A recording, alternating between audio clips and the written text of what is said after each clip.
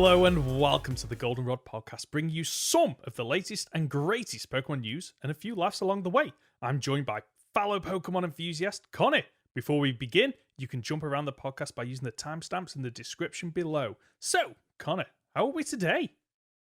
Today, mate, I'll be honest with you, better than I have been recently. Okay. I've not been feeling too great over the weekend and the last couple of days, but we're on the med now, so everything's looking up. Right, and you know what is the best healing medicine? Go on. Pokemon. You reckon that's the best healing medicine? I'm not sure my doctor would prescribe it personally. Would he not? You know, I might be wrong. You are the professor here. I don't know anything.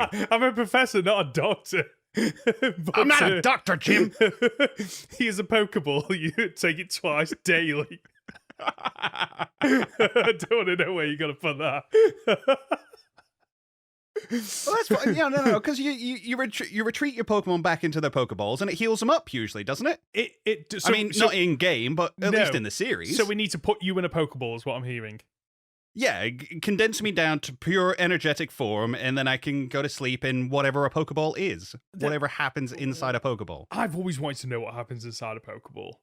Like, I think it's been left specifically nebulous because trying to explain it would not go down too well. It just doesn't. When you think about it in the real world, it makes no sense. Like, they basically become digital forms when they're in there. Right? So, ish. So, sorry, I'm gonna go off in my own little thing here. I was looking into Porygon recently for an upcoming video. Okay. Right? And Porygon is said to be able to break itself down into its digital code to go through cyberspace. Okay. Which I would have thought all the Pokemon could do, because that's how I always assumed the PC system worked. That's how I always assumed Pokeballs worked, was they were converting them into digital data. But the fact that Porygon is said specifically to be able to do it leads me to believe that that's not what everybody else is doing. So I'm not sure anymore. And then you've obviously got Professor Lavenson within Legends Arceus, who says that Pokeballs work because all Pokemon are able to shrink. Does he say that? What? He says it right at the beginning. Here are Pokeballs. They work on the basis of the natural phenomenon that all Pokemon possess to be able to shrink down. Which I think is actually just a way for Game Freak to cover up the fact that they, when you wander around the wild area and stuff, Pokemon just pop into existence. Oh, so they say you approaching and then they grow in size in like a defense mechanism or something. That's it. See, now that's why Pokemon pop out of the grass. Right. See, Game Freak shot themselves. They should have just not. By trying Shouldn't to have explained it. Should never have explained it. By trying to explain it, they've just made it more convoluted. Because then you talk about things like TMs. They've never made any sense. They're CDs. Like how like you. I put it to my Pokemon's head and it learns a move. Yes, like at least in Let's Go it makes sense because they explain it in a real way where like. The captain of the ship of the SSN's like, I'm going to teach you how to use cut. And that makes sense. And that Pikachu flies, or Eevee flies around on basically a load of balloons. The HMs make sense the secret moves that they teach you. That makes sense. But TMs never made sense. It's like all the items and it's just like an X-Guard. How does that work? Like, what, you wrap a bandana around its head or something like that and it just gets stronger for the battle? I don't... Well, no, that's very specifically like a muscle band or a choice band. You stick a band around your head, and suddenly you're just stronger. You're just stronger. Dude, that's how it. Oh, that's where I've been going wrong in the gym. I need to just get a muscle band, wrap it around my arms, lift some more, and then when I'm done, I take them off, done and dusted. Did you think the Karate Kid was just wearing it for looks? No, it's specific. It's what gives him his power. That explains Hitmonchan. He's wetting the choke. They're wearing human clothes. It increases stats. We've solved it. We've solved Pokemon. That's one for another theory at some point. It's got to be done. It's Why do Pokemon wear clothes? Because it's the source of their power. It's like Saiyans. All the power is in their hair. Yes. In Pokemon, all the power is in their clothes. In their clothes. Exactly. Oh, that's a theory video for another time. But I'll tell you what, shall we move on to our main content? I was going to say, Hoenn started this with a whole structure in mind, and I've just gone off on a tangent immediately. So you've turned, how are we today, Connor, into let's do a theory live podcast. It's what I do now, apparently. Right. Well, just over a week ago, Game Freak, or was it Nintendo? One or the other, dropped a new trailer for Scarlet and Violet. Have you watched it first and foremost? Of course I watched it. I watched it live. I did a live stream of it. You did? You had so many people watching you. Your live stream blew up. It did a little bit. We got shouted out. Shouted. You got that's the past tense of shout, right? Shouted. I would have said shouted out. Yeah, someone shouted you out. I was going to say shot out, but that's that's something different. Yeah, we got shouted out by the wonderful birdkeeper Toby, and that helped us massively. So Fantastic. I'm very grateful. If you're listening, thank you. If you're not listening, why? Do. Why not? But yeah, no, it was. I enjoyed the trailer. Good. I enjoyed the trailer a lot. Okay, right. What? So, you've already. I was going to say, what do you think of the trailer? You've already answered that. So, what stood out to you? Oh, what didn't stand out to me? So let's start with, the multiplayer. Because we've had multiplayer in Pokemon before. You've got Let's Go Pikachu probably is the closest example, but that was more what I refer to as the little brother control. Yes. It was your Tails to your Sonic. You don't actually get to play the game, but you get to play the game with me. So it's funny that you say that because I've mentioned on a couple of my live streams on the past that I absolutely have a special place in my heart for the Let's Go games because I went on holiday over in the UK and as it always does when you go on holiday, absolutely throws it down. So we're stuck inside a static caravan. I took my brother's Switch, which had Let's Go Pikachu on it. My daughter had never played a Pokemon game before, and I was like, let's load this up. And when I found out that I could play as a second player, basically helping to guide her through it, it was just, for me, in that moment, it was the perfect Pokemon game to introduce her into the series because I could support her. It was this massive nostalgia hit for me. It wasn't too convoluted or overloaded. There was only 150 odd Pokemon in it, and this feels like the next step. A step that it needed to do. So just to go back to that, did you take the little brother control? I did, yes. I let her... You did. So she was the one playing through it and you were just supporting. Which was infuriating sometimes because I knew exactly where to go. I have Kanto memorized and she's just like wandering off, like going into the top right of Viridian City. I'm like, there's nothing here.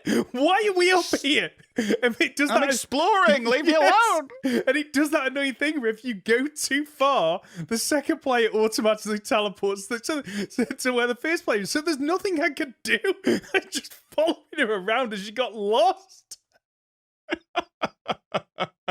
Amazing. I bet she had the best time. Oh, though. Yes. She's moved on from that onto Pokemon BDSP and Legends Arceus and Sword. And she's really excited for Gen 9.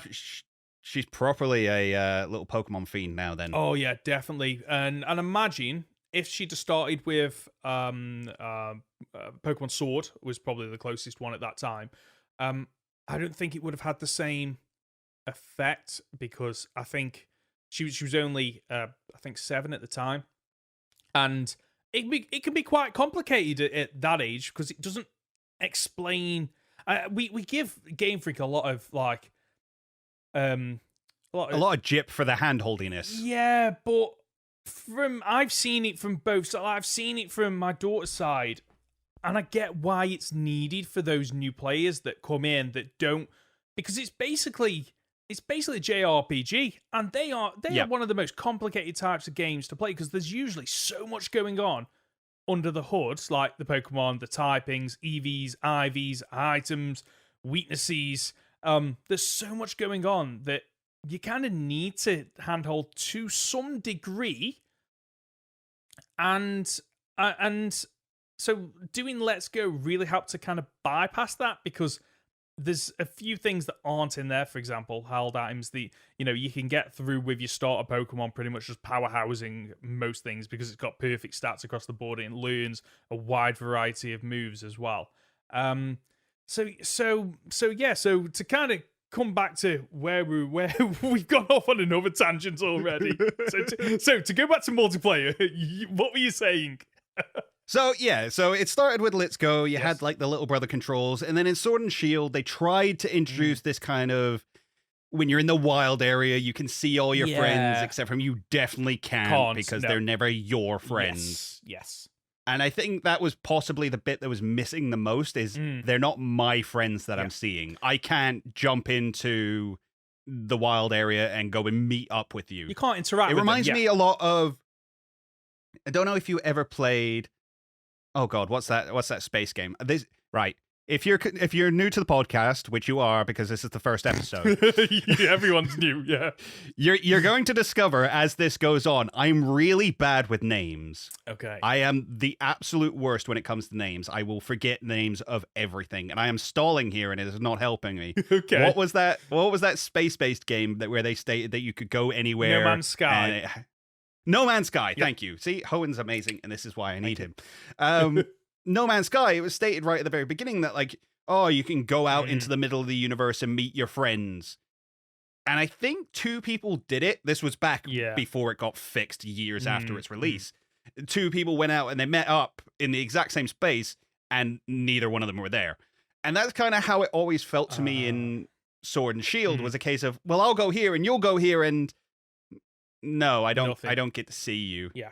There's somebody else here. There's a bunch of other people here, but I don't know them, and there was no way to interact with them. No. You just saw them roaming around. Yeah. Yeah.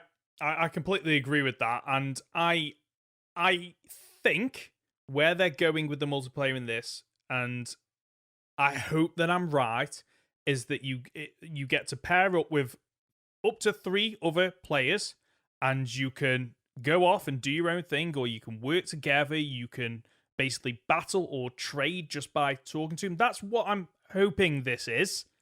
That's what they're suggesting it's going to be, at least. Yeah, but you know what Game Freak's like? It's like they hint at things, but not enough to like make it concrete and go, right, that's definitely what it is. And I think they do it on purpose, so it gives them a little bit of wiggle room. So it's enough to sell people on new features, but they're not confirming it just in case, because like any game developer, there's always a crunch towards the end where, right, we've got, a couple of months to get this out, and we need to really, fine tune all the details and everything. So they're probably giving themselves a little bit of wiggle room. But this is the next step for Pokemon, because Game Freak needs to be careful, because there are so many fan-made ROMs that are trying to emulate this, where you can meet up with other players, real players, and do the core things of Pokemon, battle together, trade Pokemon, and hopefully work together. This is a much needed step that has been needed, but I definitely think this gen. I think it's been missing from this gen.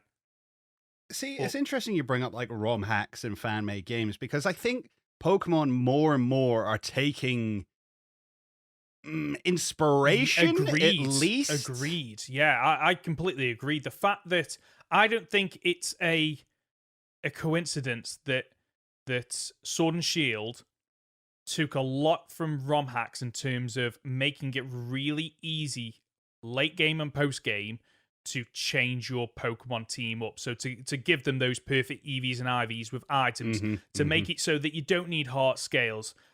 You can literally just go to the Pokemon Center and relearn moves. You can reuse TMs over and over again, rather than, you get one TM in a game, you've wasted it. Well, sucks to be you. Like, you're never going to be able to use that move again unless you restart or trade or whatever it might be. They've done a lot to make it a lot easier to get into the battle. The competitive battling of Pokemon. And I think one of the things that's probably helped to push them in that direction is Showdown. Yep. Because that, even it looks ugly as hell. I hate how it looks. It hurts the eyes looking at it. But I agree with you. But from a building a team, it's fantastic. The fact that I can just log on to that and just go random battle and choose it, and it throws together a competitive team for me to play. I absolutely love that. I would love to get into competitive Pokemon battling on the main series consoles, but I haven't got the time for it. Like, I know. I'm very much the same. And yeah, we'll probably come back to this later because it was one of the things I've been working on is a new video, is like things I'd like to see, like really specifically weird things I'd like to see in the next game. Oh, okay. And one of them was straight up, I want a battle simulator. Yeah. I don't need it to be used in the worlds. Because I understand the need for breeding and IV leveling and stuff like that to be important, to be a necessity for people to be like, well, no, this is my team that I've built. Even though, and if we get really, really pedantic about it, most people don't build their own teams. No, they don't. They look up online, what can I get, and build it that way, or they just rent. Well, I don't even mean that. I mean, like, so you're talking about like world class players, people who are going to be at Worlds this year. They don't build their teams; they outsource that to other people. Oh, like I'm not going to sit here and say they gen Pokemon in like some people do, but they definitely aren't building them themselves because that's just not something they've got time to do. No. So if that's the case, why are we still bothering? Well, yeah. Why are we excluding casual players from this world? Because I haven't got the time nor the desire to get perfect IV and EV splits on all of my Pokemon. And that's the thing that annoys me a little bit with Game Freak, is they put so many measures in place to kind of stop hack Pokemon, but they don't work. The people that get hack Pokemon are getting hack Pokemon and bringing them in because they found workarounds. So instead of, punishing 99% of the player base for what 1% might do, just go, right, okay, you've completed the game. Congratulations. Oh, you want to go to competitive battling? Here you go. Do whatever you want. Build your perfect team. Choose whichever Pokemon. Give them whichever IVs you want. Give them whichever natures, whatever TMs, HMs, learnt moves, whatever you want. Dynamax, Gigantamax, whatever. And just go for it. Because then you probably would stop a lot of the ROM hacking, or sorry, the actual like genning in of Pokemon, because there wouldn't be a need for it anymore. Yeah, I've always considered it baseball rules. Steroids are fine as long as everybody's allowed to use them. I'd rather watch that. I'm not gonna lie. Really push. Really push the limits. That's the way I've always seen it. Yeah. I completely agree with the Pokemon side, not the steroids in competition. No, naturally, but yes. So, but back to the multiplayer. Yes. I'm looking forward to it. I like the idea that I can meet up with my friends. Am I upset that it's only 4 people? Personally, no. I don't have more than 3 other friends at a time playing this game. And if it is the case that you can go anywhere in the world and stay connected, because my biggest worry with this kind of thing is always the tethering. Yes. As you said with like Let's Go, your daughter went so far away from you and you got teleported to her. Yeah. If that's the case, that's awful because this is an open world game.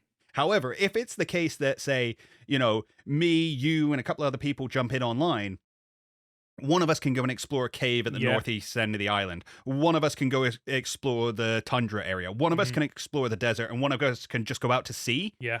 And then all go catch a bunch of Pokemon, meet up later, and just trade them across to each other to fill out our Pokedex. That is exactly what I'm ready for. That's what I want. Agreed. We're both on the same wavelength. So just so they have confirmed, it's not like Legends Arceus where you almost have hubs. It is just completely open world. It is like Breath of the Wild. The statement so far is that it is an entirely open world game where the towns flow seamlessly into the wild, and the story does not dictate the order of play.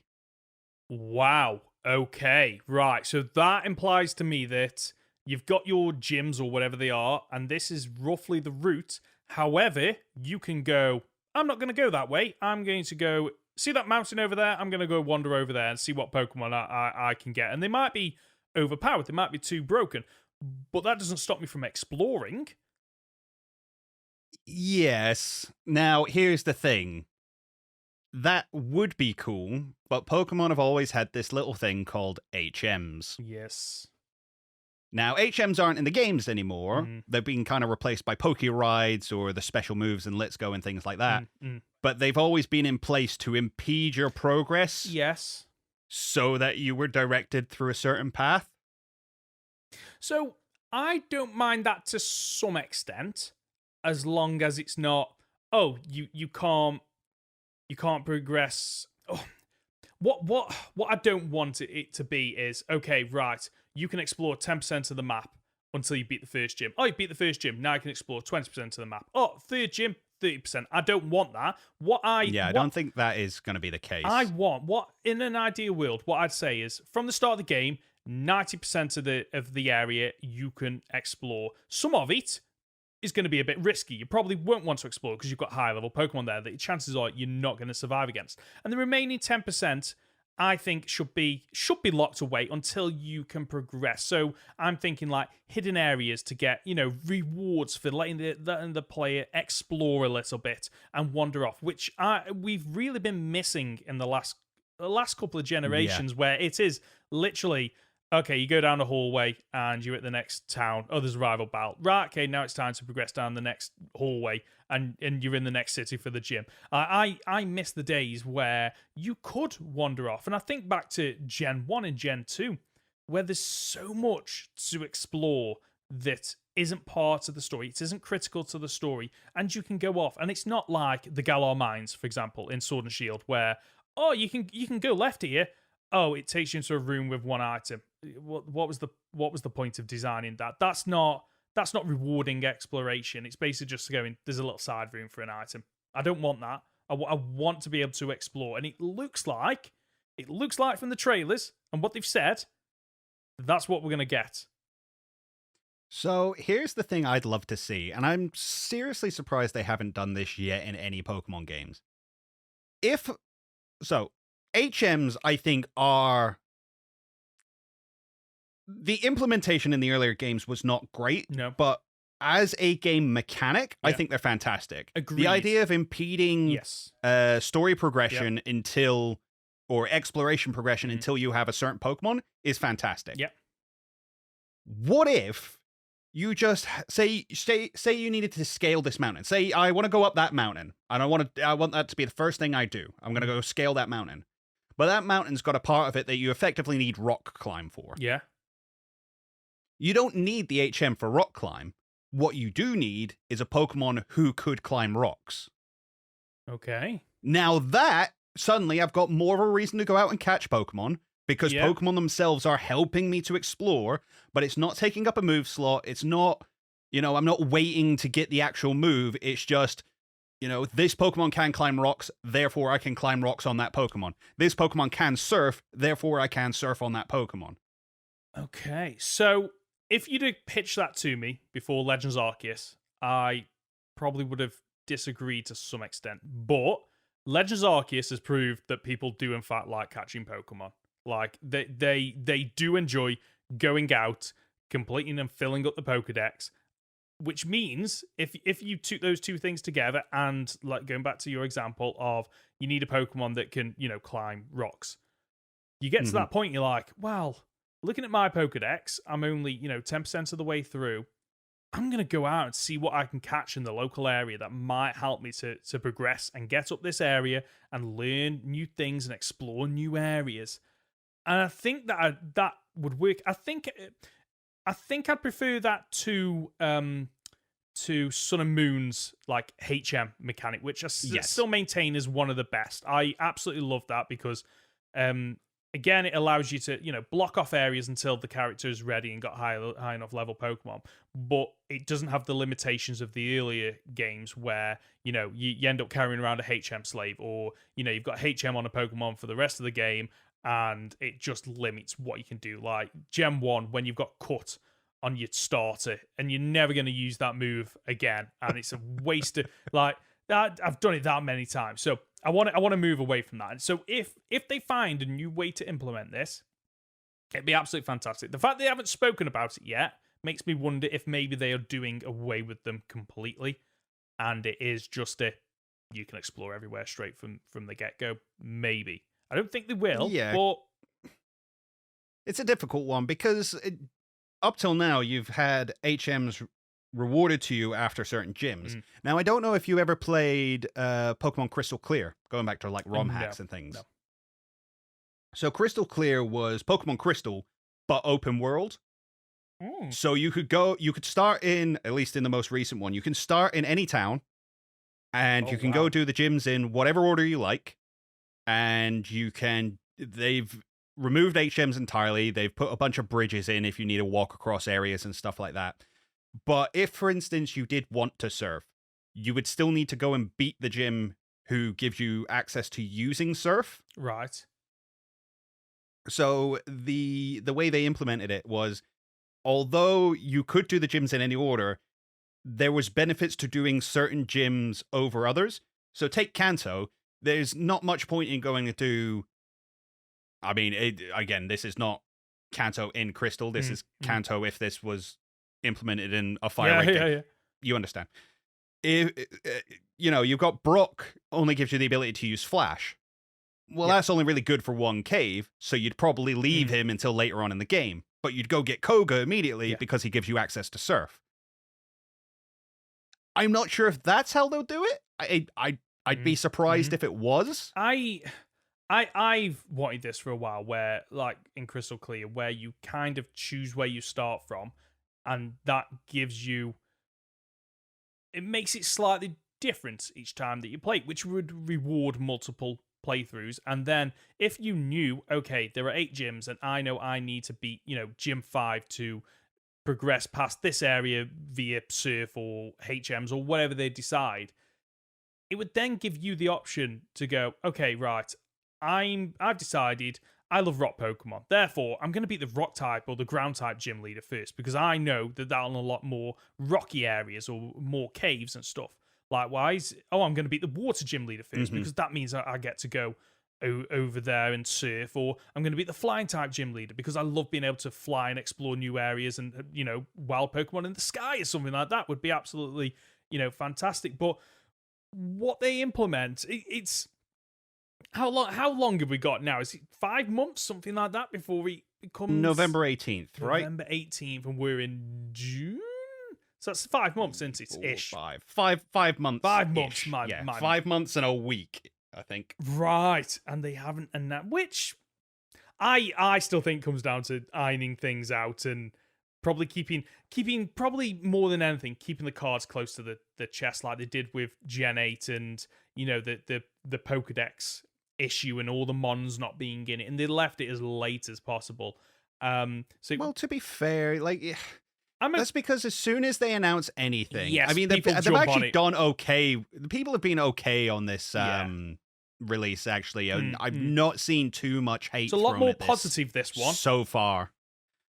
But we're not going to get the national decks. No, and I'm okay with. We're not going to get the national decks. We need to move away from that, I feel personally, and I know that is going to annoy people, and I know that it will infuriate some people that maybe they can't have their favorite Pokemon. Like, I still can't get the Chikorita line in Gen 8, but I'm okay with that, because it allows them to tailor the Pokemon for that region and force you to try other Pokemon. That's been one of the great things about Legends Arceus, is forcing me to use Pokemon that I would never have used in a normal playthrough.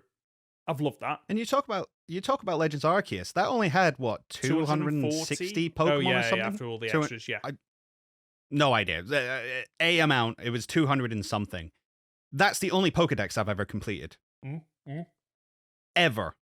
Because it was actually fun to catch Pokemon for a change. Oh, yes. Which it's still not looking like they're implementing that mechanic back into the main series, which I know is it's a touchy subject for some people, because some people really liked it and some people would prefer it to go back to normal. Yeah. I'm one of the people who really liked it. I think it was the best thing Pokemon has ever done for this franchise, was just let me yeet Pokeballs.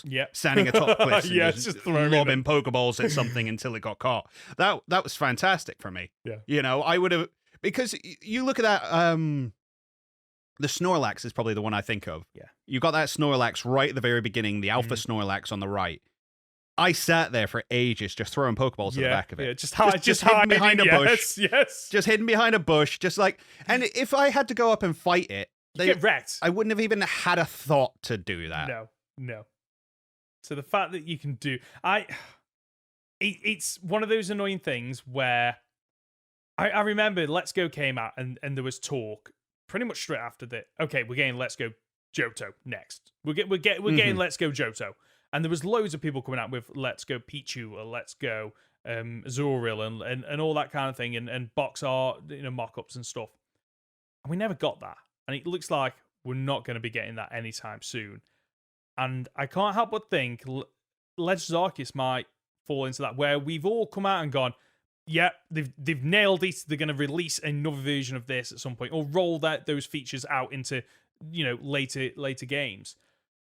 We might never get another one of them, or at least not anytime soon. And they might just go, no, we've pretty much nailed the formula of what the mainstream Pokemon games are, and it's very similar to Sword and Shield, and that's might be what we get.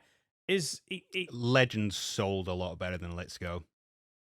It did. Legends sold really well. It makes... And, Pokemon, for all their flaws, Game Freak, for all their flaws, do listen to the fan base. Sometimes a little bit too much for my own liking, because the fans have no idea what they want. No, they're all over the place. Yeah, that's the issue. And realistically, Pokemon are a little bit ahead of the game a lot of the time. You take Gen 5. Gen 5 was so ahead of its time. Yeah. Like, I didn't play it for about 10 years and then went back and realized it's one of the best games in the entire franchise. Agreed, yeah.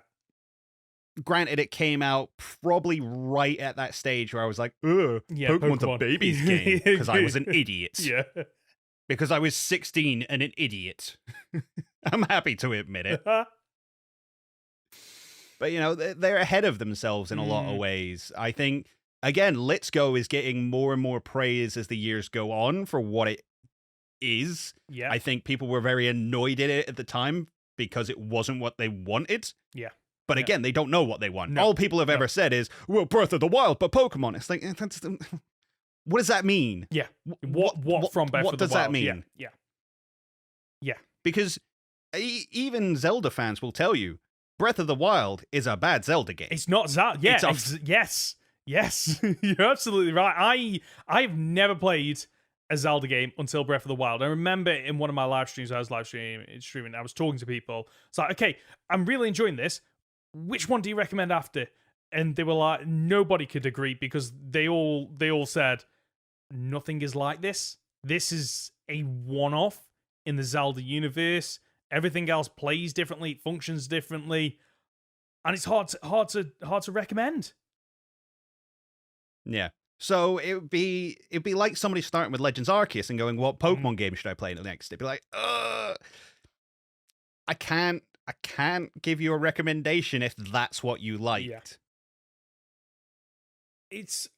They've got their work cut out for them with a lot of this, and it's what I know that this will have been in development for a long time. It'll have been in development for a couple of years, and maybe it's gone to the point where they're on about releasing this and they're too far along to implement the Legends Arceus catching mechanic, or maybe they didn't expect that to do so well. Maybe they thought, it's just a side project. It's something that we're passionate about, but we don't think it's going to do well. We think the BDSP are going to sell way better than this. So, we can go off and do our own thing, but chances are people aren't going to like the catching mechanic and having to complete the Pokedex, and therefore we're not going to implement it in Gen 9. So it might be that they got all the positive reaction to Legends Arceus,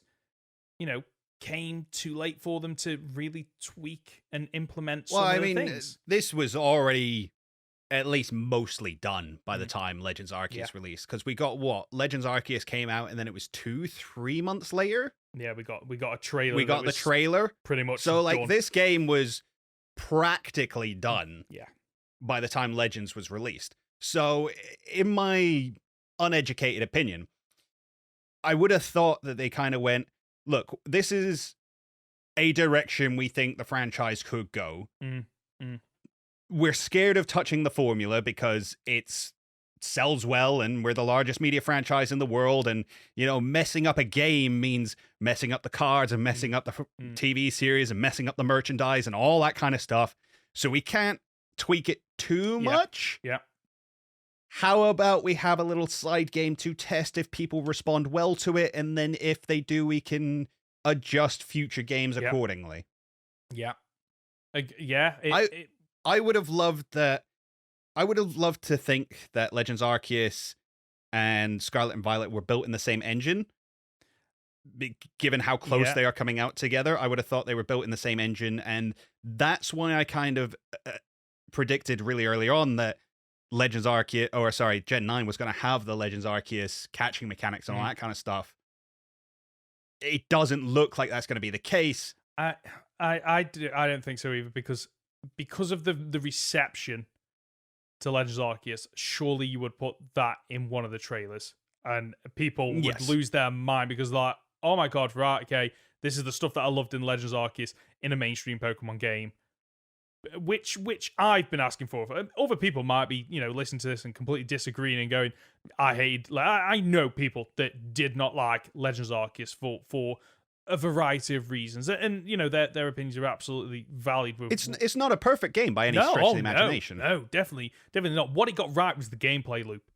It absolutely nailed the gameplay loop. And I've listened to podcasts before where they talk about gameplay loops of games that they like, and I sit there going, no, I didn't really like that. And now I know what they were talking about. Like when you find a game that has that loop of a repetitive thing over and over again, but you are progressing towards something and you are enjoying it, like you can sink so many hours into it. And and it was hard. It was a hard game. It didn't have very many battles in it, but the battles that were in it were some of the hardest we've ever had in the franchise. Agreed. Like, and I think one of the things that really helped with that was the strong and agile system, which I think they could have done a bit more. It could have had a bit more depth to it, slightly. But that's another feature that doesn't look like it's in this gen either, which makes me think it's very much back to well, we've previous seen games. We've seen the GUI, the HUD in the battles. What do you think of that? I don't like it. I hate it as well. I am not a fan. Considering that we've, again, just coming off Arceus, where you could like switch between your Pokemons and then you swap over to your bag and you switch between those. Yeah. And I mean, granted, well, there you go. That shows that it's not going to be Legends Arceus battle style, because you used to just be able to run away from the Pokemon and that would run it, and now we've got a physical run button. And like I'm looking. I've got a screenshot of the one from the trailer, and I've got a Legends Arceus screenshot. And Legends Arceus is just beautiful. Like you get into a battle that that you have that cinematic view where it goes widescreen. The swooshes come up, and then the names of the Pokemon and the HP bar and everything appears. And then over on the right, you've got all the moves and the Pokemon and stuff, and it's all slightly faded. You can see through it, and it feels very real time. It's integrated. It's integrated into the world. Now you look at the one in Gen 9, and it's like, well, the health bar of the wild Pokemon is above its name, or is above it, and that's it. And it's like, but it's not for your own Pokemon, so they're not even being consistent. And like, I'm looking at this, and where like I've got a screenshot where it's Quaxley battling a Lechonk, who's beautiful, and the Quaxley HP bar has the numbers in it, which pretty much go up to the entire height of the green bar. And there's no gradient. It's like someone's mocked it up in paint and then thought... Now, again, that being said, game footage is not final. It's not. No, definitely not. But I can't tell you of any other times where they've massively overhauled a UI between trailer and release, unfortunately. And I just remember when I was watching the trailer at the end of one of my live streams last week, I just got to the UI and I was like, I love the trailer. It sounds like I'm being really negative. I love the trailer. I'm looking forward to this. I'm gonna buy it. There are so many positive things about this, but there's a couple of Here's things. one negative. Let us have it. Yeah, let us have this because I've got loads of positives that I want to come on to in a second. And the UI, I was just like, the UI looks disgusting, but someone in the chat loved it. They were like, this is an amazing UI. I just love how simplistic it is, the colors of it. And I'm like, you do you. That's absolutely fine for you. But you can't argue that it doesn't feel like a step back after Legends Arceus. Yeah, I think it 100% does. Anyway, let us move on to the positives because I have a few. Is there anything that you came out of this trailer and were like, oh my god, I'm blown away by this. It's amazing. Other than the multiplayer. Other than amazing, I'm trying to think. I think the legendaries look absolutely fantastic. Gorgeous, absolutely gorgeous, and the past and future theme. I dig that. I really like that. Yeah, I'm waiting to see like how far they go with it. I'm still holding out for at least some level of time travel. Oh, could you imagine that? Like you can. Did you ever play a long time ago? Final Fantasy 13-2. No, I played 6 hours of 13 and was still in corridors. So yeah, it's corridors for 90% of that game. But 13-2 had a time travel aspect. So you could visit multiple locations at multiple time zones. And depending on when you visited in the time zones that were spread like decades or hundreds of years apart, the environment would change. So you could, for example, get to an area and go, oh, that bridge has collapsed. Can't progress. But if you time traveled and went back 10 years, the bridge is fixed. And you can now get across the bridge. You can explore. You can find items and all that kind of stuff.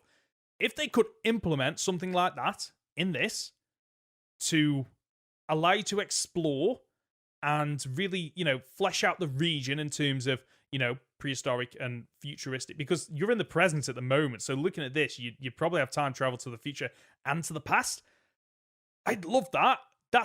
You've almost, for some areas though, you're tripling the amount of work that you need to put into it. And there it is. Yeah. Like, because I came up with this idea. I think I even put it in a video, stating that like it'd be really cool if you couldn't do it until you got the legendary Pokemon. Yes. And you used Koraidon to go back in time and Miraidon to go forward in time to their like point of origin.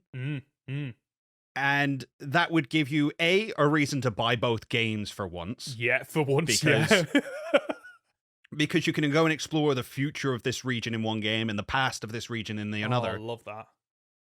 But I don't think it would be the entire region. I think it would be very locked off little areas. Yeah. Simply to cut down on the amount of work. Yeah. I still think that's going to be the case. I again, maybe it's wishful thinking. And I will put my hands up and say a lot of my thoughts on this game are wishful thinking. Because I haven't lost faith. And I know a lot of people have. I know a lot of people have been burned before and they don't want to have that hurt again. But I still have faith in this company that they can pull something out of the bag. Definitely. It falls into a bit of the Doctor Who things where you love the Doctor, and then you hear about the casting of the regeneration, you're like, oh, I don't like that, and then they regenerate and you're like, oh, that's all right actually, and then after a bit it's like, oh, they're my favorite Doctor, and then the cycle repeats. And I go through that with Pokemon, where I was really hyped for Sword and Shield. I got Sword and Shield, and then I was like, all right, I'm a little bit disappointed. Then I played it a lot more. I was like, okay, this is quite good actually. And then it got to the point where I was quite nostalgic for it. And that tends to happen, at least for me, for every single Pokemon game since I got back into Pokemon at Gen 6. And it wouldn't surprise me. I'd love for Gen 9 to break the mold where you get it and straight off the bat you're like, okay, this is a good game. And it doesn't need to build on nostalgia or multiple replays for you to go, okay, now I appreciate this a bit more, and maybe you're forced to appreciate it a bit more because you've played it so many times. I'd love for this game to just come out and just blow people away with some of the mechanics and the graphics and the Pokemon. And certain parts of it, I think they've nailed. Like, I haven't been this excited for new Pokemon in a long time. Like, these, not just the legendary Pokemon, but the starters. Like, most gens, I get it, and I'm like, there's one or two starters that I'm thinking, I'd have them on the team. This is the first time in a long time where I thought, I want all three of those starters. And I'm going to trade to get all three starters. I'm going to use Pokemon Home or whatever I can to get those three stars. The Pokemon that they've released so far, absolutely love. Absolutely in love with them. I agree. I actually really like everything they've released so far as the Pokemon are concerned. I will admit that I thought Smoliv was a Petilil for the longest time. I can when I see saw it that. in the trailer. Yes, it looks originally I did think it was perhaps a regional form, because it's there's so many similarities. Like, you get rid of that olive on its head, and suddenly they're identical. Yeah. There's not a huge difference, is there? But like, the Pokemon like all look like they've got personalities, which, like, for the longest time, they released Pokemon for, new gens, and they released the images, and it's like they look dead inside. There's nothing about them. It's like they are just an image, whereas these, like, the images that I'm looking at, really feel like they have character to them. And I hope that pulls through in some of the animations that they get in the overworld and the animations that they get in battle. And I'm really looking... So, go on. You bring up the overworld. One thing I've not heard people talking about that was definitely in the trailer, we're getting walking Pokemon. We're getting what? Walking Pokemon? Yeah, you can walk alongside your Pokemon again. Why? They just need to make up their mind on whether or not this is a standard feature in every Pokemon game, or it's not a feature at all. They flip. Is there just one guy that flips a coin every generation? It's like, right, walking Pokemon, heads. You've got walking Pokemon for this generation, because that's one of the things that I didn't realize I missed until I played Let's Go, because Let's Go handles it perfectly. I think Let's Go has the best implementation of it to date. Yes. I don't think it was done very well in BDSP. I don't think it was done very well in Sword and Shield when we eventually got it in the agreed expansion. Yeah. I think one of the biggest issues is the speed. And I understand what they're going with. It's like, oh, well, these are the realistic movements of them. But then it's like, well, they fall too far behind and teleport. And that's not realistic movement at all. That's kind of ridiculous. So just let them be as fast as I am. Yeah. It's... From an animation perspective, yes. You know how fast the player character goes. Yeah. You designed it. Yeah. So just make every Pokemon that fast. So I agree that would solve some issues, but then it adds to issues, because all of a sudden you've got something that is a relatively slow Pokemon, like, I don't know, Stack Attacker, one of the slowest Pokemon in the game, just sprinting after you as you're on a bicycle or a car in this game, or a motorbike or whatever it is, and it'll feel like this. Fine. Fine. I would rather. Do you know what? I would rather that than them teleport to me over and over and over again. I would rather that than when I turn around have to push them back. Through like the last route so I can get past them. See, I would rather them be fast. If Game Freak weren't, I don't know, strapped for time or lazy, it's one of those two, because money isn't an issue. It's either strapped for time or lazy. They would have it so that, that's part of the character. So if you have a slow Pokemon, after a bit you run, and this would get annoying, don't get me wrong, but the first couple of times you see, you'd be like, oh my god, look at this, look at what they've added.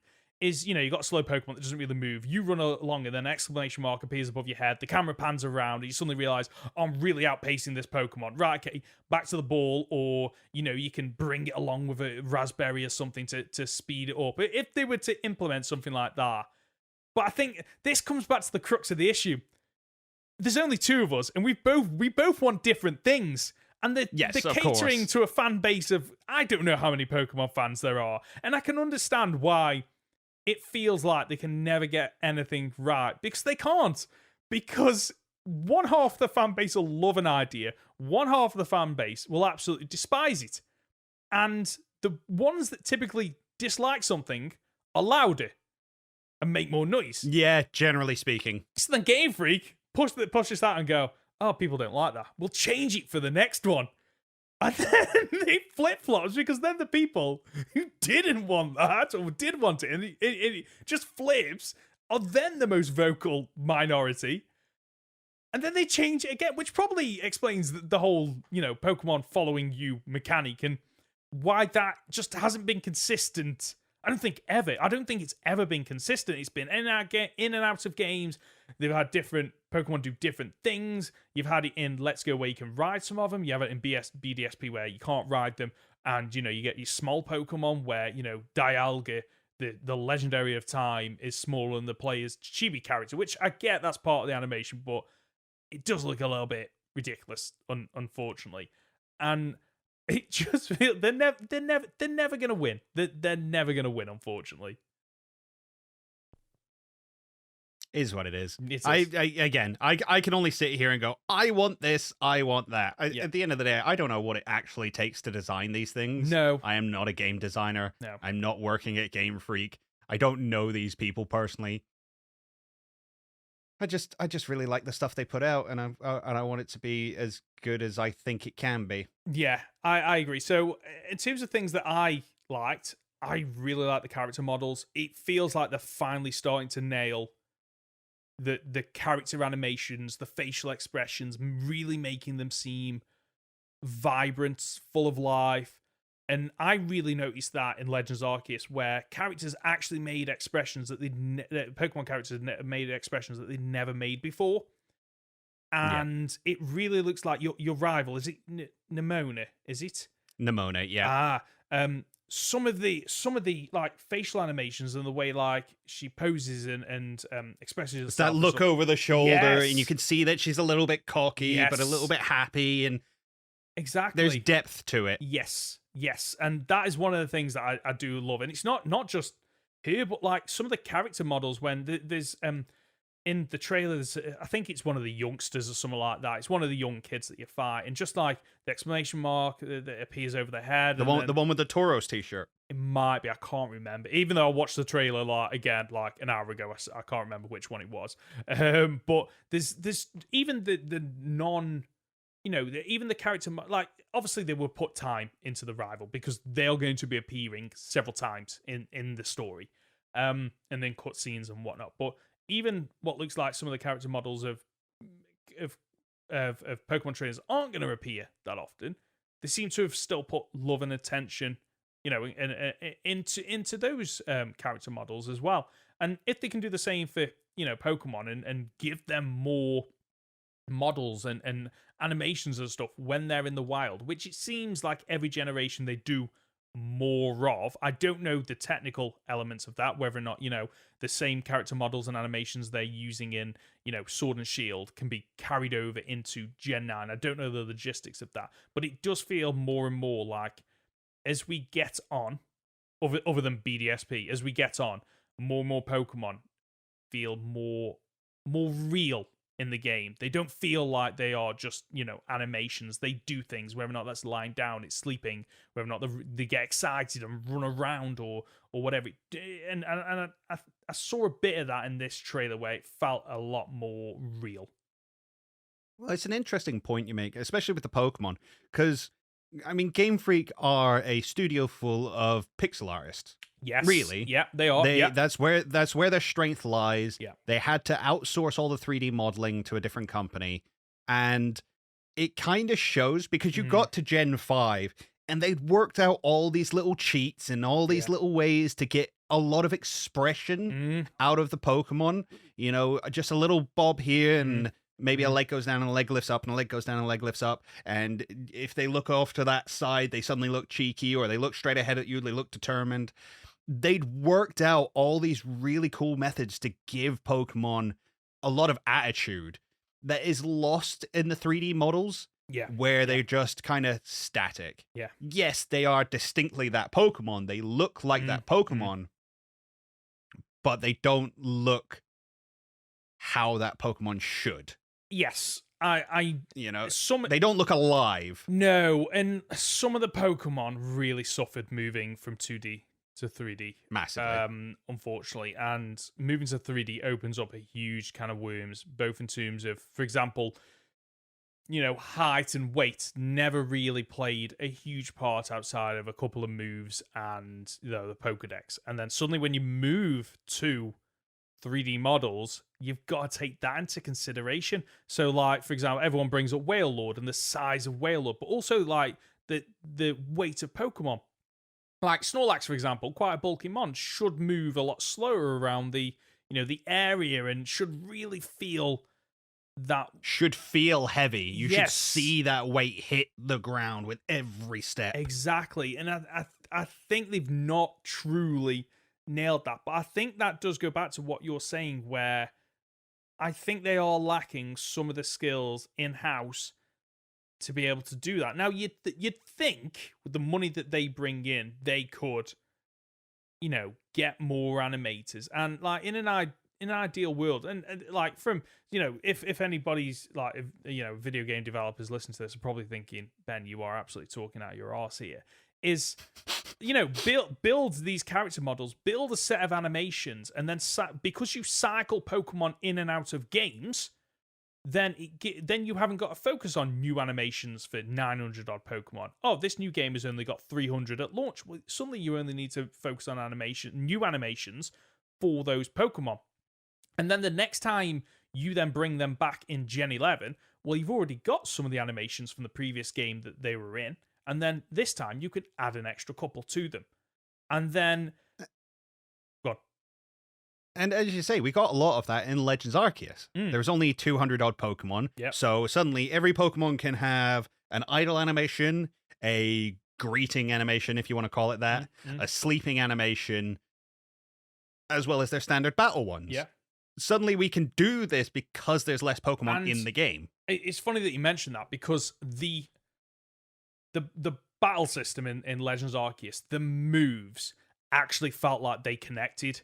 And maybe, I don't know, maybe I'm just reading too much into it, but it actually felt like moves had weight. Pokemon ran at the opposition. That it wasn't just, I'm going to do a fire kick, but all I do is just jump on the spot a little bit. And I'll tell you what, it made me very sad when I saw that Lechonk use a tackle. Oh no, I because we're back. Because we're back to just, I move my shoulder a little bit forward, there's an impact animation, and that's it done. It's like, come on, guys, we've done this. We've done it. We made progress, and now we're going back. It's typical Pokemon: 2 steps forward, 1 step back. But sometimes it feels like 3 steps forward with different things, and 3 steps back in other things, rather than just progression. And now you've pointed that out I'm gonna go back and watch it after, but I think that's gonna kill me a little bit. Yeah, I saw it and it was immediately just like, oh no, really? Because again, like, as you say, we had it because people always bring up like Battle Revolutions. The old Wii game, I think, was the last one we had. Where every Pokemon had an individual animation, and they ran up and they attacked and they did this and that. And to me, as cool as it looks, was always really slow. Right. The idea of like, well, okay, I want to use high jump kick. No, bad example. I want to use tackle. Yeah. My Pokemon's got to sidle up, so they run through their entire walking animation. And as you say, some Pokemon are slower than others. So some Pokemon have a much slower walking animation. So it like saddles up, and then it does the tackle animation, and then it goes back. And it's like, oh, guys, come on. This is not the way to do this. Like, they should be the battles should be fast paced.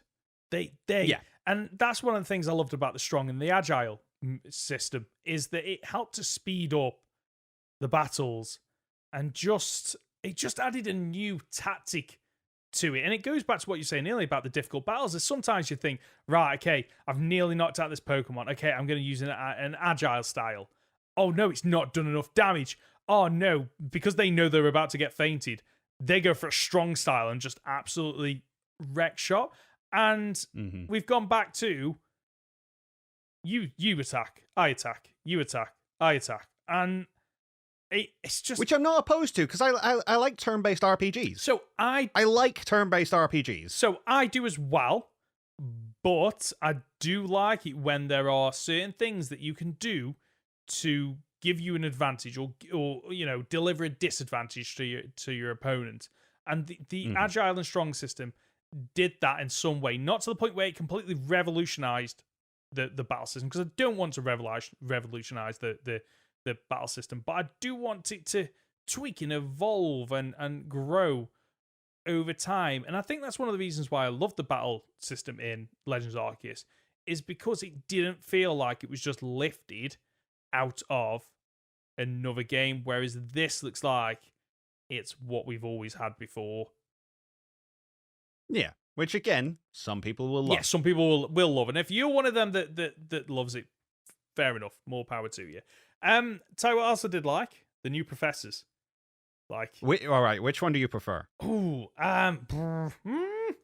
Well, that's a talk that. And why is it Turo? Because he's a handsome chap. He's a very handsome man. He's too handsome for a professor. We've never had a handsome. I don't trust him. He's too young. Oh, I don't know.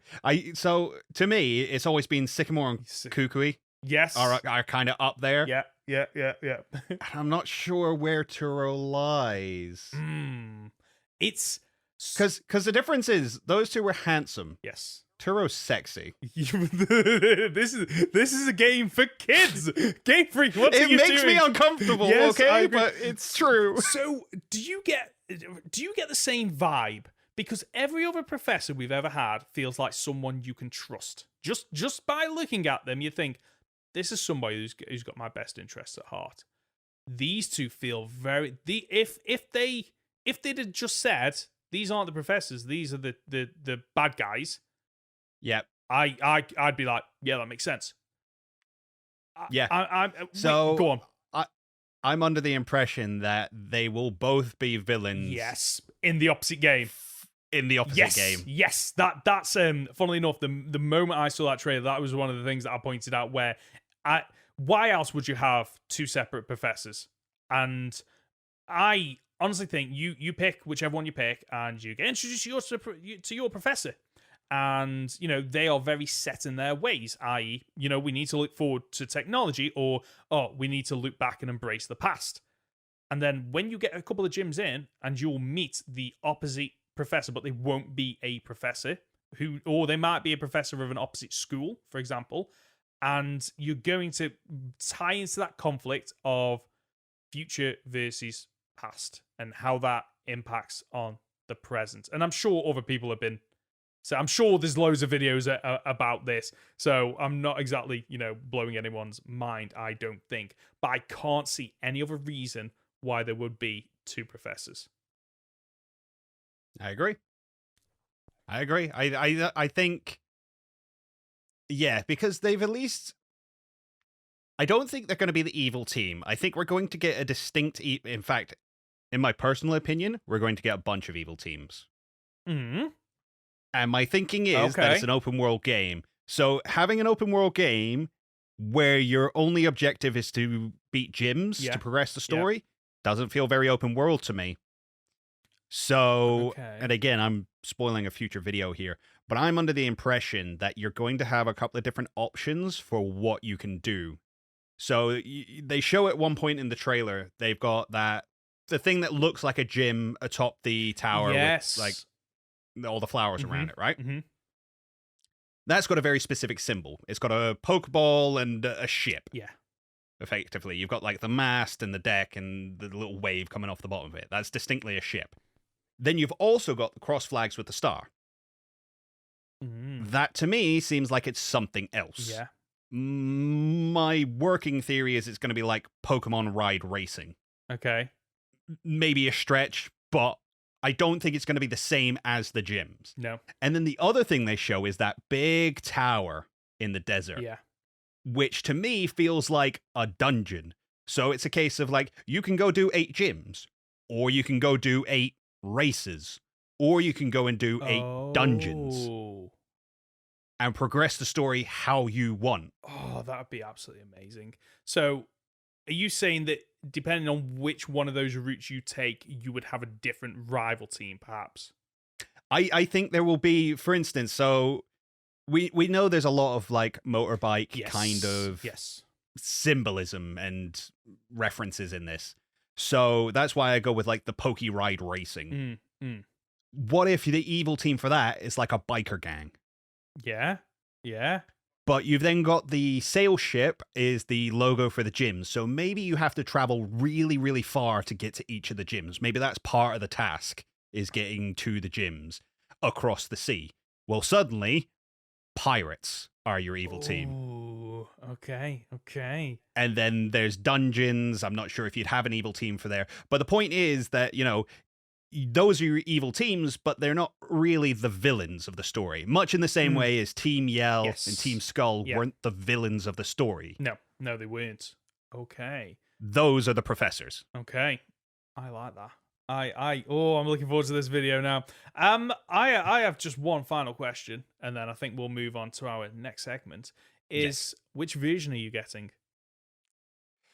Oh, depends. It really, right. So I prefer the look of Scarlet. I prefer the look of the legendary in Scarlet. Which is the Coridon? Coridon. Right, okay. Yes. So I prefer the look of it. I'm not the big fan of the jet engine legs. It just doesn't do it for me. Oh, okay. So Scarlet at the moment, again, if they show in a future trailer that you're able to do a lot more in each version of the game, then it might be the first time I buy both.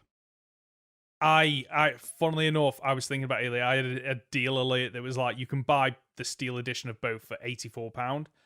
And I thought to myself, I've always looked at them when they come out for Sword and Shield, Brilliant Diamond, Shining Pearl, and I think, I just want one. I'm happy with one because 99% of that game is the same. And I couldn't justify it for Sword and Shield, even though I knew that 2 gyms were different, because there wasn't a lot else. But if we go back to what we were saying earlier, where there's, you can explore past, you can explore future, depending on the game, and it changes more things than it did in Sword and Shield, then I agree. I might go on then, just this once. I'll shell out for both of them, because I think people are starting to cotton on to the fact that there's not actually that much difference between the two. It's not really that worth it. And especially after Legends, where they just sold one game and you could do everything in one game. Yeah, exactly. So for me, if it goes down the route of all the other past Pokemon games where there are minor differences, i.e. the legendary and maybe a couple of gyms or whatever, I'll probably go for Violet, because while those jet engines don't do anything for you, they do something for me. I love that Pokemon's design. I just love it. But if it does turn out that there's a lot more to be done across both games, then might be the first time I get both. Looking forward to it. Right, let's move us on, because that was a long old chat. It was a super long chat. Hopefully this chat doesn't take as long. It's time for another regular podcast section where each week we watch and discuss an episode of Pokemon Journeys. It's fair to say that the hype for Pokemon Journeys is high, especially after the revelation that Ash will be facing off against other regions' champions. So, as a couple of Pokemon enthusiasts who haven't watched the Pokemon anime in how long? When was the last time you watched it? Well, I'll be brutally honest. I have been watching through Journeys. Wait, what? Ahead of me before you. Oh, I watched it. I watched it as soon as it came to Netflix. Oh, okay, right, okay. So I watched about half of X and Y, and I watched about half of Sun and Moon as well. Okay. Oh, I've watched a bit of Sun and Moon because of my daughter. And I quite enjoyed the animation style, which I'm glad that they pulled over. Anyway, so episode 1 of Pokemon Journeys is Enter Pikachu. And we got an origin story for Pikachu. This was like the perfect way to get back into Pokemon for me, the anime.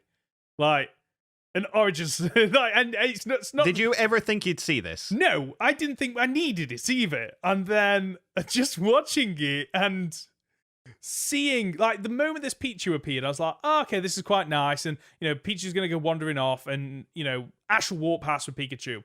And the longer it went on, the more I was just thinking, oh, this is Ash's Pikachu. Right, okay, I see what we're doing here. Especially because the start kind of tricks you, doesn't it, with Ash and waking up and everything.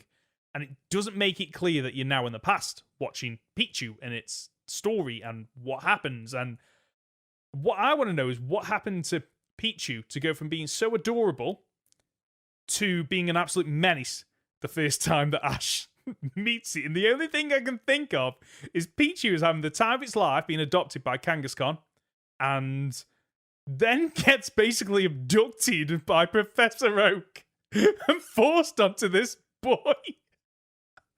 So, what I found really interesting about this episode, right at the very end when Pichu evolves, because I'm sitting there going, well, Pichu's a friendship evolution. Yes! So oh my god, go on.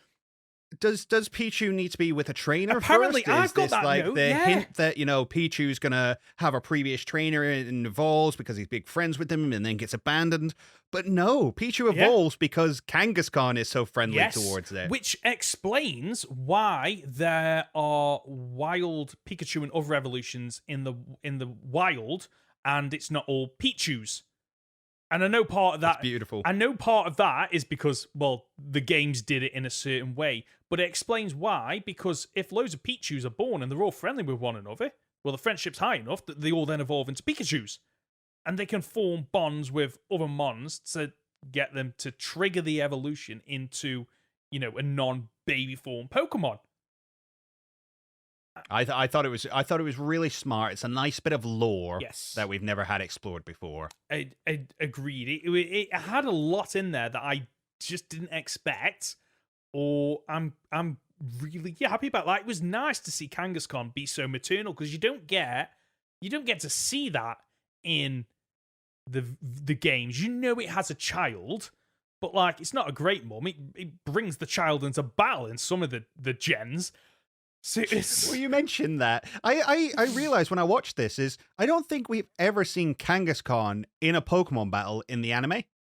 I haven't, but I haven't watched it since I think most or Johto. At least I don't think it's ever been owned by a trainer. No. And I think that's because the animators have gone, well, hang on, it's got a baby in its pouch. How do we deal with that? You just throw. Does it put it aside? Does it just keep it there? What are we doing here? Yeah, it's hard to think about a Kangaskhan going into battle against another Pokemon while trying to protect its baby in its pouch, or not care about the baby in its pouch. And like, speaking of Kangaskhan and baby Kangaskhan, I didn't realize Pichu was so small because you see it against the baby Kangaskhan, and it looks huge. So I had to look this up. Go on. Because I saw the difference between the two of them, and I was like, no, somebody's gone wrong here. It's not that Pikachu's really small. Pikachu is about the length of a standard ruler. Okay, so it's not small. Yeah. Kangaskhan, though, is 2 meters. It's over 2 meters tall. Wow. Wait, what? Yeah. Jeez, that's a massive difference. Yep. So because I looked at it, I was like, hold on, somebody's animated this wrong here, and I had to go and look up the official size. I was like, oh no, Pichu's not small, Kangaskhan is just huge. Fair enough. We'll take it.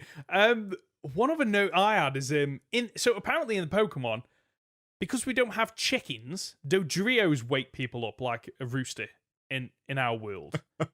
Which I found really... I like it. I like it, but it got me thinking, do we have a chicken Pokemon yet? Other than Torchic, but that reminds me more of a bird than it does a chicken.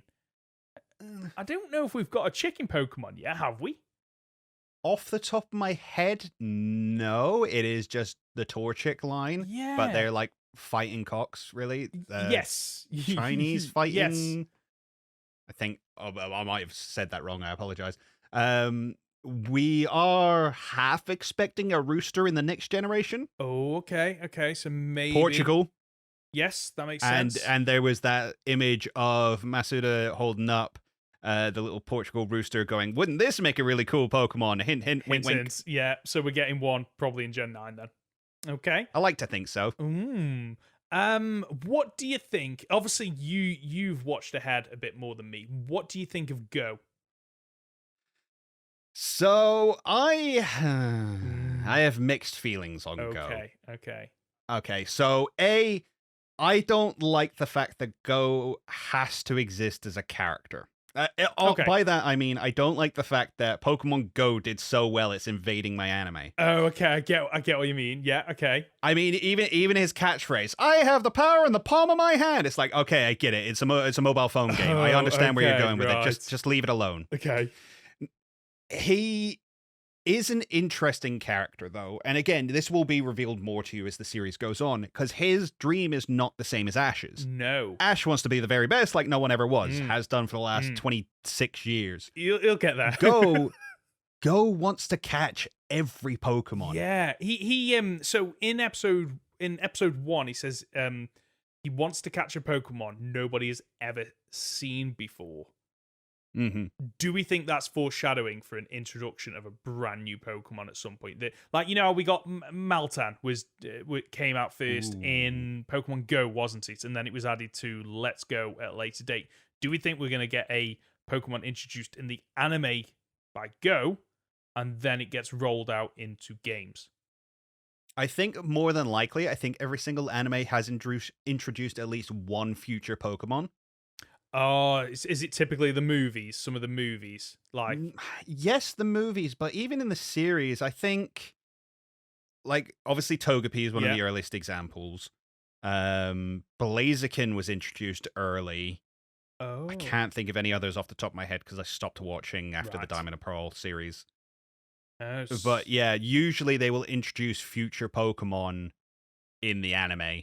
And you're right, Go is the perfect person to give that Pokemon to. Makes sense. Yeah.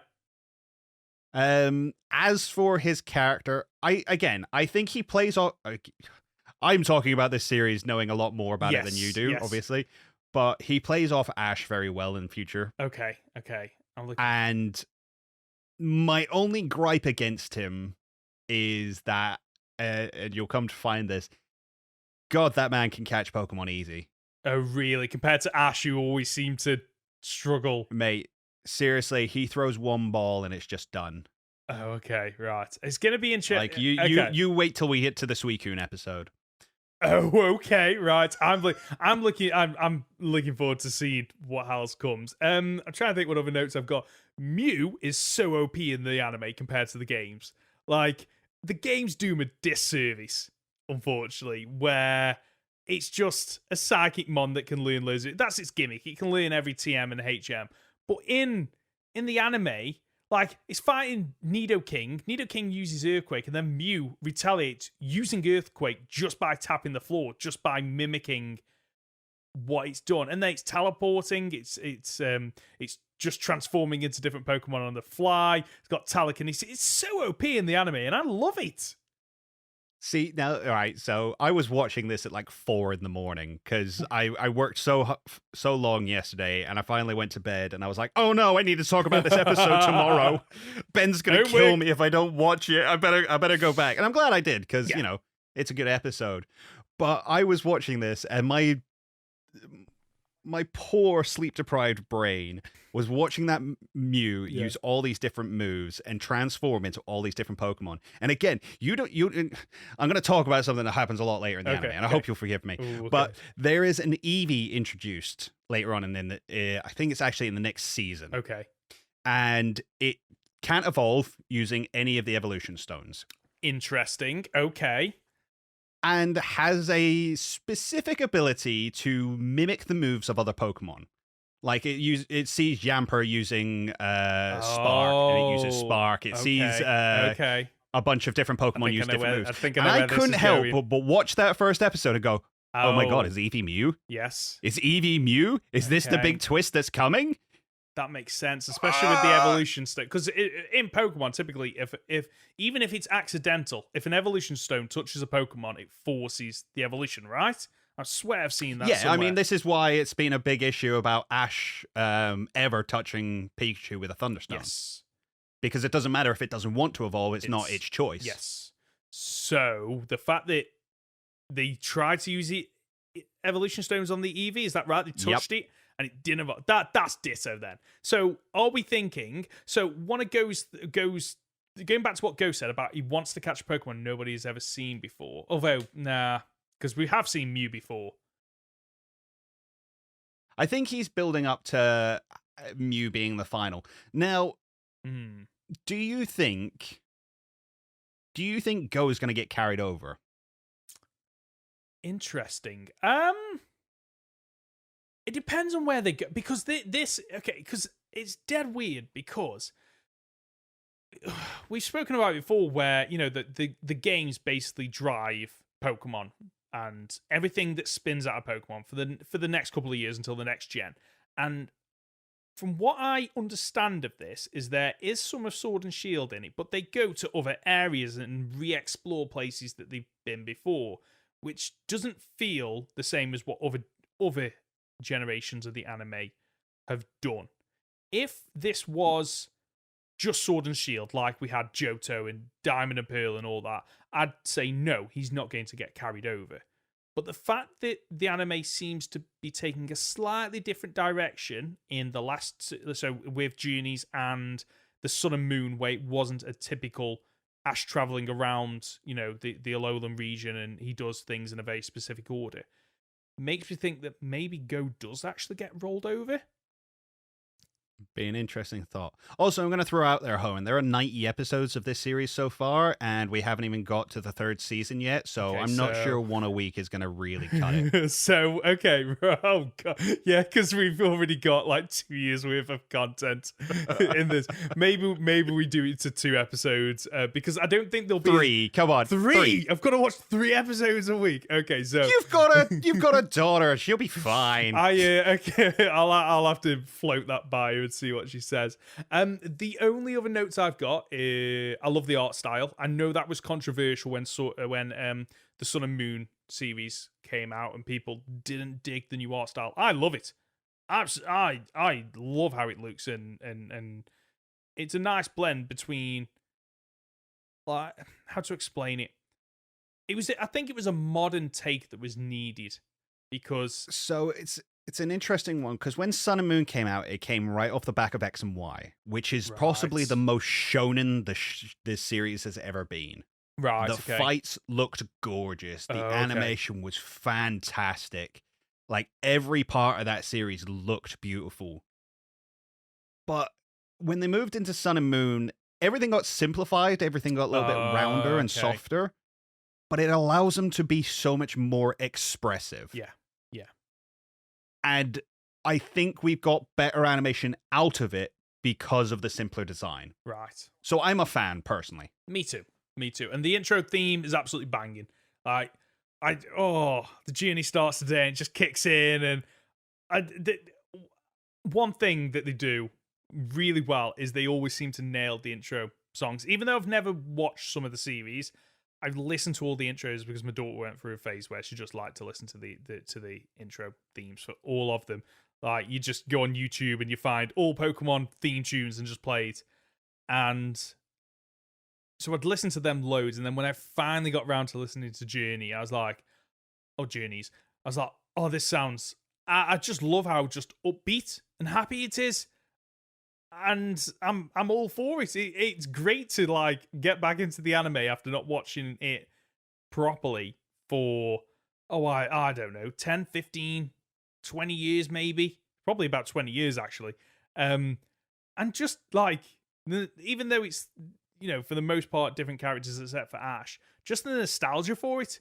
And just like, it's happier times again. I'm all for this. I love it.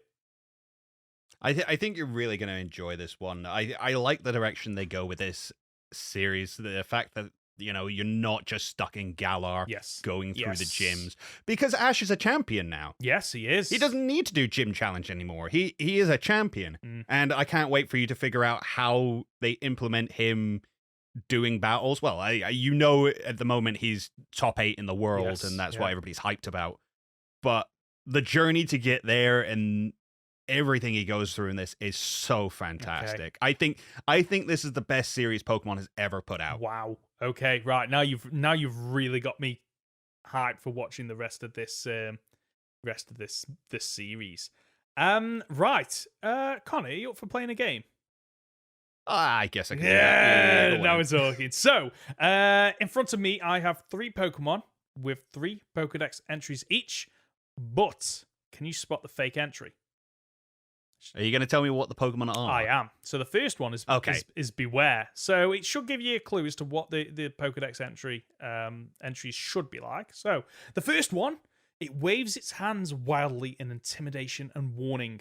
Life is over for anyone who doesn't run away as fast as possible. Number 2, as dangerous as it is cute, few Pokemon can survive a full-power, rage-induced hug from a fully grown Beware. And number 3, this Pokemon has the habit of hugging its companions. Many trainers have left this world after their spines were squashed by its hug. See, now I know hugging is a big thing in this Pokemon's Pokedex entries. It is. Also, there is absolutely no way Game Freak ever wrote "life is over" for anyone. No, the first one is fake. No. Number 1 and number 3 are true. Number 2, really? 2 is wrong. Yes. So they said life is over. Yes, life is over. And then in another Pokedex entry, many trainers have left this world after their spines were squashed. Can we just acknowledge that for a moment? It's to be fair, I wouldn't have thought about that until Legends Arceus, where literally they go, yeah, Pokemon can kill you now. So I can kind of understand where they're coming from.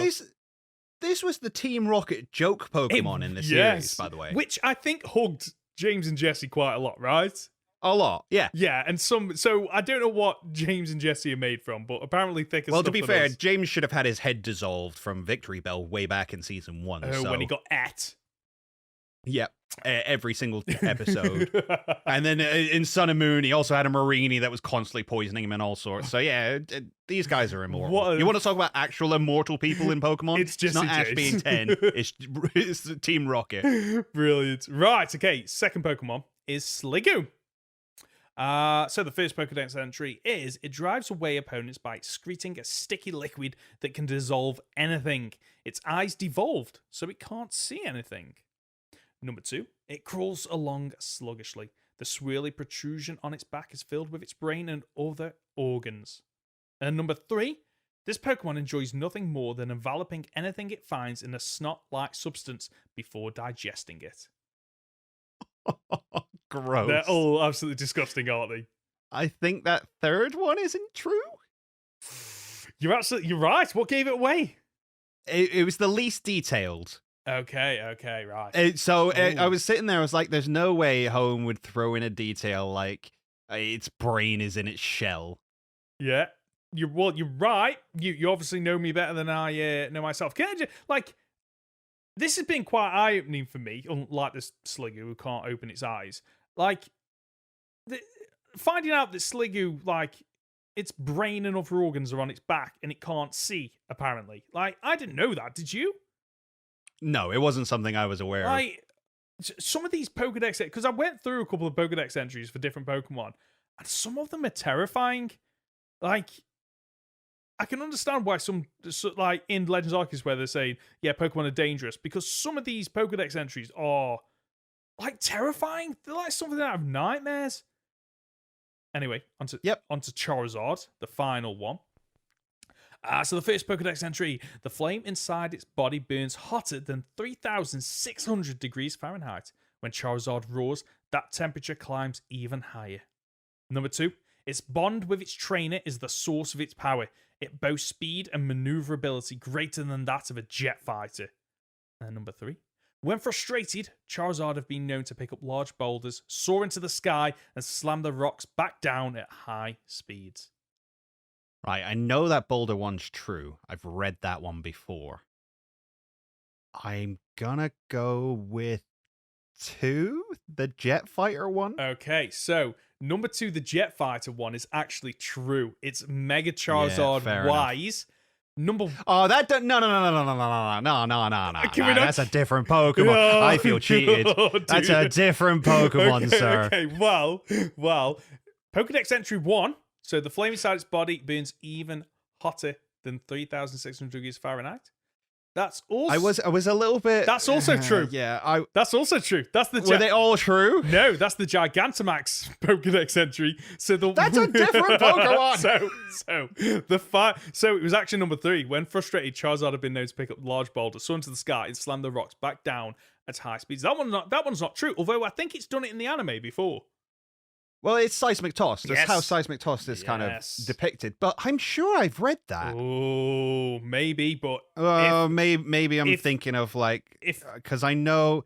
Does it have a flamethrower that can melt rocks? I think it can. I think it can melt boulders. So, yeah, I think you're right there. I think I saw that. Anyway, if Charizard is known for picking up large boulders, soaring into the sky, slamming them down, it's not on Cerebi. So we'll have to see. Right.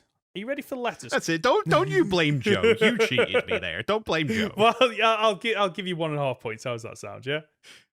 Don't patronize me. I'll take the 1 point and I'll be happy about it. Tell you what, we'll have you back on next week, yeah? How's that sound? Oh, will you? Oh, thank you. on our podcast, we'll have you back on our podcast, you'll have me back, yeah? All right, cheers. Right. Are you ready for some letters?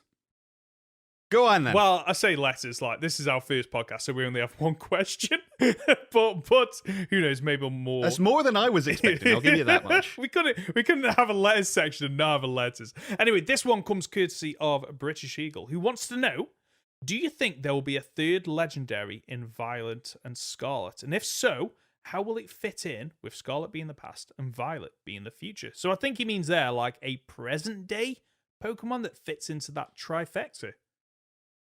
So, will it be a present day, or will it be like the absence of time? Well, sorry, I just need to point out, we've already got a present Pokemon. We've got Delibird. Delibird. There you go, done. Yes, the third legendary Pokemon of Generation 9 is Delibird, the present Pokemon. just wearing a fake nose and glasses with a moustache. So I like to think that we'll get one that is like the absence of time. And if the professors aren't evil, I like this idea that an evil team could be justified on the thing of, you know, we want to remove aging. We want to remove the sorrow of the past and the anxiety of the future. These things riddle humans and bring so much chaos and sadness to the world. If we remove time entirely using this Pokemon's ability, we can live in a world where we don't have to worry about any of that kind of stuff. Wow. That to me sounds like a cool Pokemon. I like that, and it's not unheard of for in the past there to be, you know, almost a trifecta of Pokemon. So, for example, Kyogre and Groudon are both Legend of Pokemon for their respective games, and then there's the third in Rayquaza, and we have that with, you know, Dialga and Palkia, and then there's Giratina. So maybe there will be a third Pokemon, but I do prefer what you're saying about it not being a present Pokemon. It's in fact like the absence of time. I like that, and what maybe that ties into the story of getting back to earlier on and talking about, you know, the two rival professors. Perhaps maybe it is a case where they are rivals and they have, you know, differing ideologies until a third team comes in that makes them go, we need to put aside our differences and work together. But the only thing about that is it's quite similar to what we got in Legends Arceus, so whether or not they'd repeat that story beat, who knows? But yeah, that's it for letters. One letter this week. So yes, I think we're going to get a third legendary. No, I don't know what it's going to be. No. So, right, okay, you heard it here first. The concrete evidence. So, if you've got a comment or a question, you can reach us by leaving a comment on our podcast on YouTube, or by email. I'll get there in the end. Or by emailing goldenrodpod@gmail.com. I don't think I've done too bad with like stuttering or anything like that, considering this is the first one we've done. I think you've done better than I have, at least. We've absolutely nailed it. Before we wrap up the podcast, tell us a little bit about what you've got on this week, Conor, or what you've been working on. So the next coming video I've got is... Oh, God, what am I working on? Ah, right. Why is Miraidon man-made? And if so, for what purpose? Oh. That's the next theory video coming to my channel. Lewis should hopefully have that sorted within the next couple of days. Looking forward to that coming out. And we have also just recorded today another episode of the next Kingdom collab. Oh, That's actually turning out to be quite a fun little series. When's that launching? Will be, pardon? When's it launching? When you bringing it out? End of the month, I believe. Okay. So not too long. So a couple of weeks' time. Okay, right. And you're doing. What about yourself, buddy? I haven't really got a huge amount on. I've not long released my one of my challenge videos. Can you beat Pokemon Brilliant Diamond, Shining Pearl as a Galactic Grunt, which was really fun to play as. And I do love the fact that when I do these challenge videos, it allows me to flex a little bit of my humor in some of the videos. I don't know if it's funny or not, but I find it funny. At the moment, I'm currently writing the script for my latest Reverso challenge video. I don't know if you've seen the Reverso series, but for those of you that might just be stumbling upon this for the first time, it's basically a series where I find out what the least number of Pokemon you have to see is in a game, completing it. So it basically means avoiding wild battles where you can, avoiding as many trainers as you can, and sometimes getting a bit creative when you come across, two routes, and on those two different routes there are different trainers with different Pokemon, and planning ahead to try and get the least amount of Pokemon. And the Reverse Oak one is the one that I've put the most amount of time in, because obviously the whole objective of Legends Arceus is to catch them all. Well, my challenge is to not catch them all, which makes it really difficult when it comes to the ranking up in the star system. And it's like, oh, you need to, hit so many points to rank up. And I'm like, yeah, but I don't want to catch any more Pokemon. So how do I get around that? So I'm just in the script writing phase for that. So I'm hoping to have that out by the end of the month is the plan. So I look forward to seeing that one. It's a cool challenge, I'll be honest with you. Something a little bit different that I don't think anyone's done on YouTube. Anyway, that's the show for this week. If you've gotten this far, you're just a top dollar, aren't you? Conor, where can we find you?